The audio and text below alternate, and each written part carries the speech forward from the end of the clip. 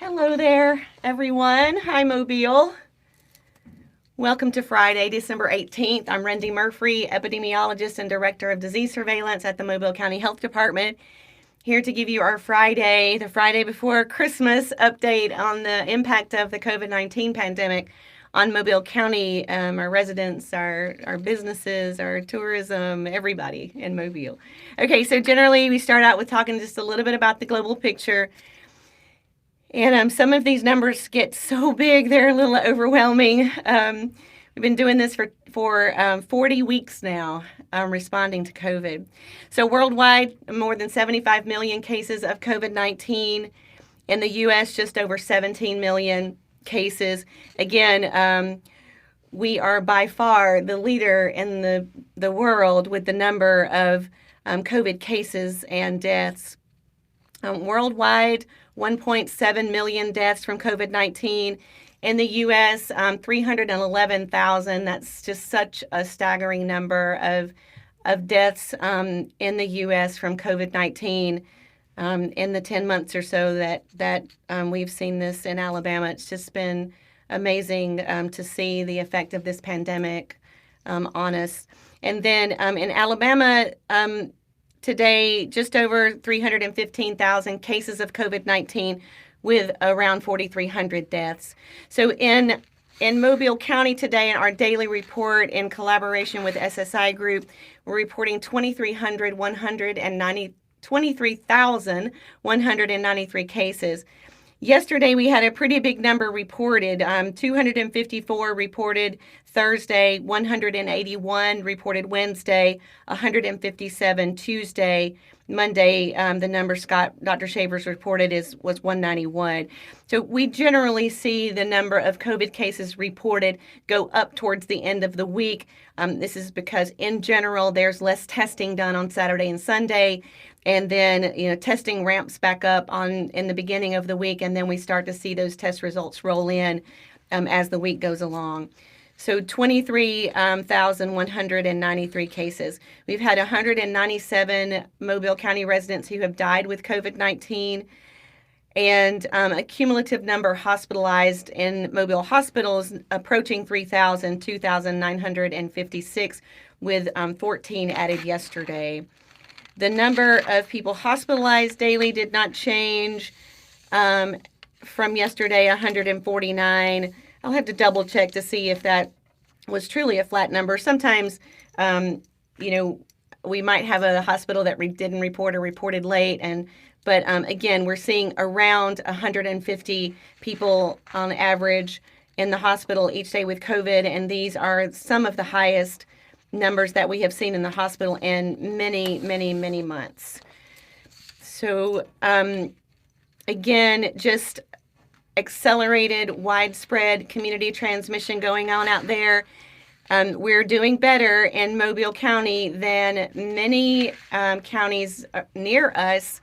And so even though it's really bad out there, we are appreciative of the work that you're doing to try to slow spread in Mobile County by wearing your mask and socially distancing and washing your hands and all of those things. Before I talk about some of the other things that we have here, I was asked today, the mayor of Mobile, Mayor Stimpson, called me today about something else, and he said, "Hey, I haven't heard anybody talk lately about the fact that you really need to wash your mask." And I said, you're right. We haven't talked about that in a while. And I will admit that sometimes I have, a couple days worth of lipstick on the inside of my mask. But please remember that to properly wear a face mask, it has to cover your nose and your chin. So you need it to cover both your nose and your chin. Remove it by the ear straps, if it has ear straps. And wash it often, maybe at least as often as you might wash your socks. So I know sometimes we kind of just get used to throwing them around in the car and hanging them on the rearview mirror. But we really do want to, particularly now that we're in flu season and have all other kinds of respiratory viruses circulating, we really want to encourage proper wearing of your face mask, and also making sure to throw it in the washing machine a couple times a week at least. So let's see. Here are a couple of, let me mention about how many complaints we have gotten. We usually talk about that. This has been a big complaint week because I think I know that our complaint line was picked up by a couple of media outlets earlier this week, and we're thankful for that. So if you if you see a business or people or gatherings, facilities that aren't complying with the Safer at Home order, you can make an anonymous complaint to us or let us know by sending an email to covid19@mchd.org or iscomplaints@mchd.org. We contact those businesses, try to educate and inform them, make sure they understand what the Safer at Home order says, what the masking requirements are, the fact that they are they're not enforceable by the health department. A business can choose to, refuse service to someone who is not wearing a mask, but if they have a mask mandate, they have to enforce it on their own. So we do the best we can to try to encourage and inform and educate when we get those complaints. So this past week we had 26 complaints, 18 at restaurants, 5 retail establishments, 1 school, and 2 daycares. So thank you to Gene Pitts and Inspection Services for letting us know those numbers on Fridays. So let's see, a couple of questions. Some Facebook questions came during Scott's presentation on Monday that I don't have context on. So, but someone is asking, if you get exposed to COVID, how soon would you be able to spread it? So break this down a little bit. So if you are exposed to COVID, so you're around someone who's been diagnosed with COVID or who is infectious, it's not guaranteed that you'll become infected. The longer you're around them, the closer you are to them, the more likely you are to get infected. If you do get infected, then the virus needs to live in your body and replicate in your body. And the more virus that grows in your body, then you become infectious to others and you become sick, right? So if you're exposed and you become infected, generally, the reason we want you to stay home for 10 days is because after 10 days, you will no longer be able to transmit COVID to other people. So you will no longer be infectious after 10 days from symptom onset or COVID positive test. In general, most people will start being less infectious, at day 7, 8, 9, 10, but it's 10 days. So I hope that answers the question. I worry sometimes that maybe people were asking after being exposed, how soon would they get sick if they had been infected? That's a different question. So if you're exposed to someone who has COVID, then we prefer that you stay home for 14 days because that's the length of time that it might take for you to show symptoms. But based on new guidance from Alabama Department of Public Health and CDC, you now have an option for discontinuing quarantine after 10 days if you are asymptomatic on all of those days. Okay, someone asking about the ratio of nurses to ICU beds for COVID versus non-COVID patients, that they would suspect COVID patients require additional care plus caregiver protection exacerbating personnel concerns. So it is true that it's more difficult to take care of a COVID patient because of the isolation precautions that are required. So there are restrictions on entering the room. There are restrictions on what the healthcare providers must wear when they enter the room. So they have to wear masks, gowns, gloves, and face shields.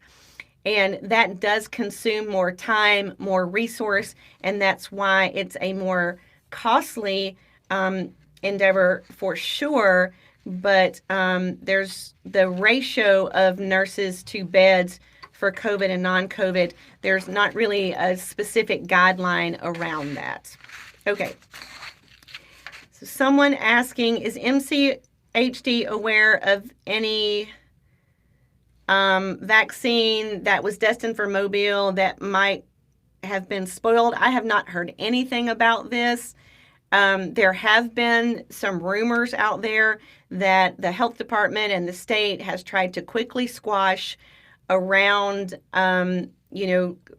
misinformation about adverse events, that sort of thing. I'm not aware.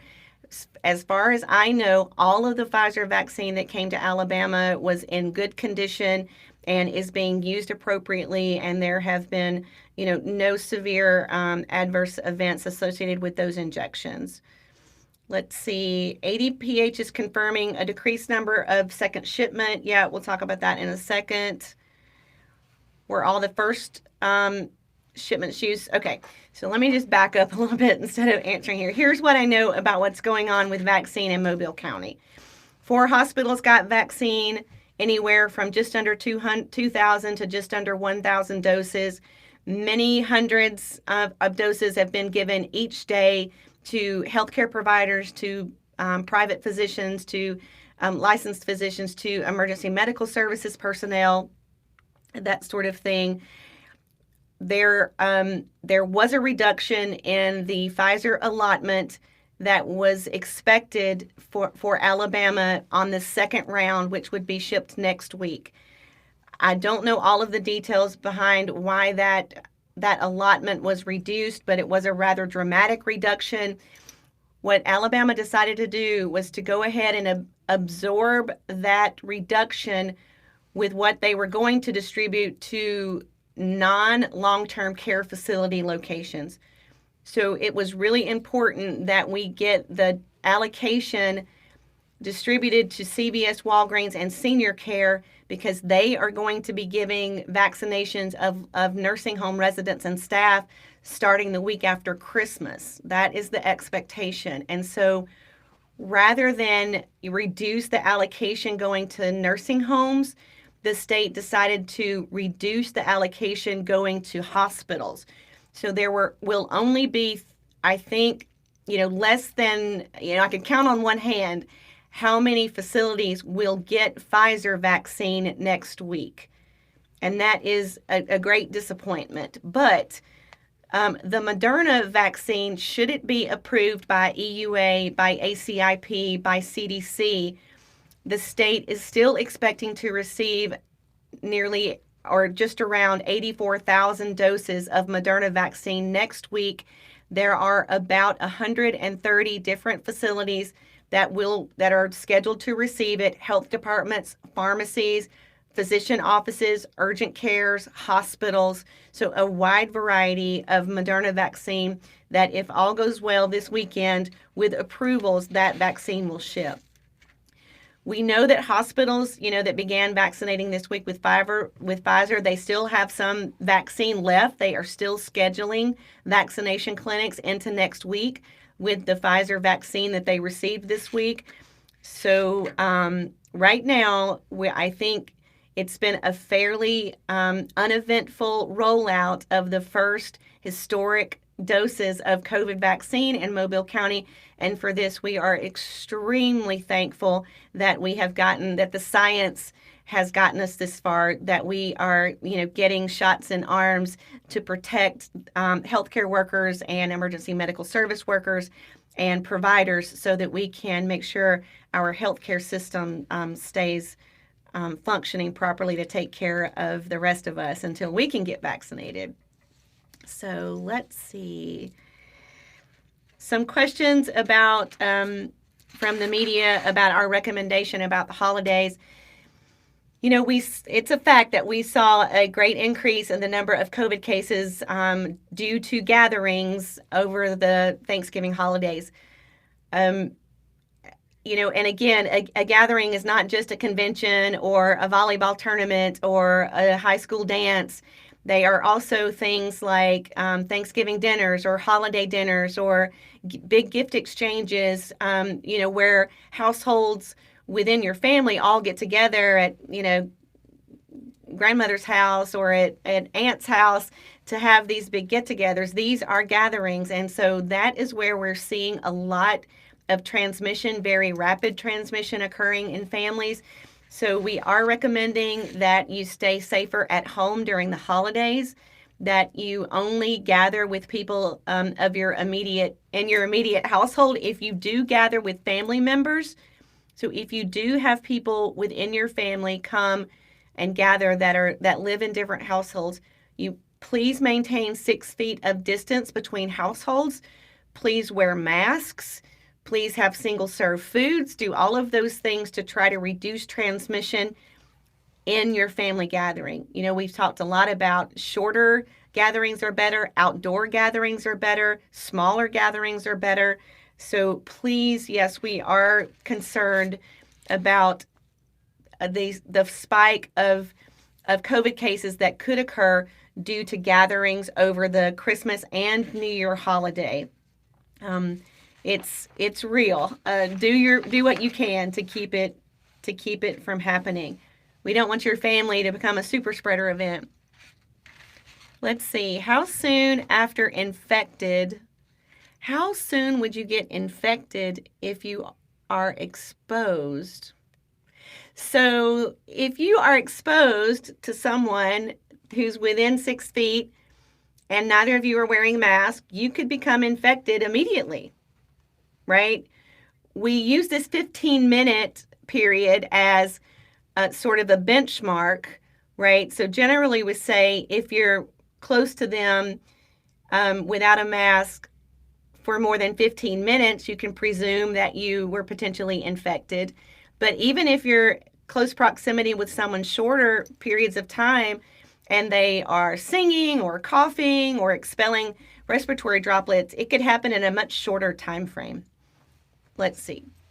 Someone's telling me flu cases this year. So about flu, you know, flu is down this year. You know, the same things that reduce COVID transmission also reduce flu transmission. So we are seeing extremely low percentage of doctor visits for influenza-like illness, for flu, than we have seen in previous years. I mean, we're less than 2% of doctor's office visits are for influenza-like illness this year, much, much lower. And I'm told by infectious disease experts at University Children and Women's that all respiratory viruses that generally circulate during flu season or during seasonal influenza season, all of them they're seeing much lower rates of those viruses, particularly, you know, in those children populations where they wreak havoc during flu season.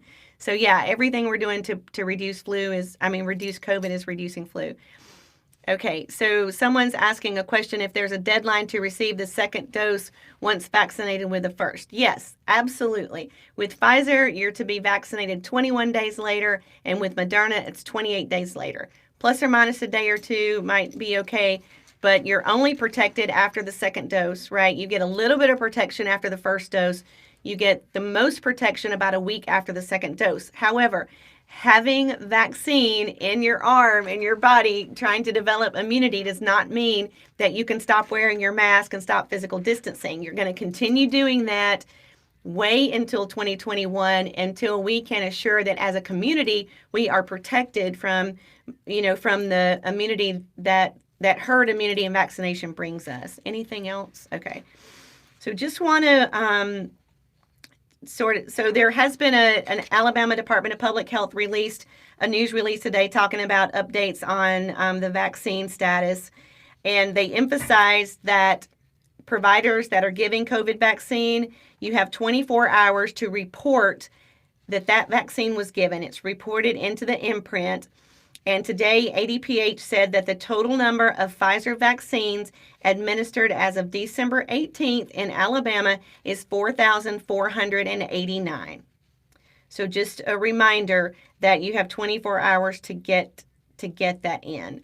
And then the news release goes on to talk about the reduction of the allocation that we had planned for, that the allocation to the state, this is the second round of Pfizer allocation, was reduced from 48,750 doses to 29,250.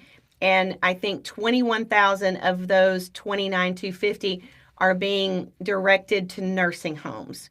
So that left the state with just a couple of thousand doses of the second round of Pfizer vaccine to send to a couple of facilities across the state. All right, now on to some fun stuff. So here, I don't know what side it's on. This side? Okay. Over here we have the flyer on the Know Before You Go COVID-19 testing event that's going to take place tomorrow. I have a flyer here to show you. We're really excited about this. We had a Know Before You Go, so no test for COVID before travel. This is a strong recommendation if you're traveling. We did this the Thursday before Thanksgiving, and in one day the health department tested 889 people. We learned lessons during that event, and we are reducing the number of sites to 3. So our Sims Health Clinic on Wolf Road, our 8 Mile Health Clinic on St. Stephen's, and our North Bayou location. Tomorrow between 10 and 2, we'll be giving rapid COVID test, no cost to you, between 10 a.m. and 2 p.m. We have many more staff working in these events than we did before Thanksgiving. We are thrilled that it was such a success. We hope tomorrow will be just as helpful. Please know before you go, get tested for COVID. Testing is on a first come, first served basis. Bring a couple of pens if there are more than one person in your car. Bring a hard writing surface. Maybe bring an audio book, maybe some puzzles for the kids. Because last time people lined up hours before we opened, and so there were some long waits for a 15-minute rapid test. So just be prepared for that. But we're thrilled to be able to offer this to our community. Okay. So the question on Facebook is about, so right now we're in a 1A phase of vaccine, providing vaccine, and that is healthcare providers and, emergency medical services staff, others, and the question is about the 1B vaccination plan for people with high-risk conditions, 65 or older. So right now, we only know that we are in a 1A high priority status right now. This 1A high priority status is based on the low number of vaccines that are available to us right now. And you've heard today from ADPH that we have even fewer vaccines than we were expected, which is a disappointment, but there are going to be ups and downs as things roll out. We have no idea beyond what I just told you about today, the 2 Pfizer allocations and the 1 Moderna allocation. We have no visibility on any additional allocations of vaccine. We don't expect to have any visibility on that until into the holidays, maybe even after the holidays. So right now, no one is making any guesses about when we are going to move to full 1A vaccination and into 1B vaccination. But we will continue to let you know when we learn. I think right now, I'm just beyond thrilled. I feel like it's the biggest Christmas gift, like Santa Claus jumped on his sleigh and dropped Moderna and Pfizer vaccine in all of our stockings the week before and the week of Christmas. It's just an unbelievable feat that we've gotten here this fast. So please be patient. Continue, staying abreast of news releases, tuning in to hear as soon as we know about additional allocations and what priority groups those will be for, we will tell you. But for now and for the next 2 to 3 weeks, it is hospital workers, EMS workers, provider offices, and nursing homes. So that is where we are right now with regard to distribute, the vaccination allocations and the vaccine plans. All right, so one last plug for Know Before You Go. And we'll see you tomorrow if you want to come out and get tested for free. And we'll be here Monday, Tuesday, and Wednesday of next week. And so I'll talk to you on Monday at 2:30 for our top of the week update on the COVID-19 pandemic. Have a great and safe weekend.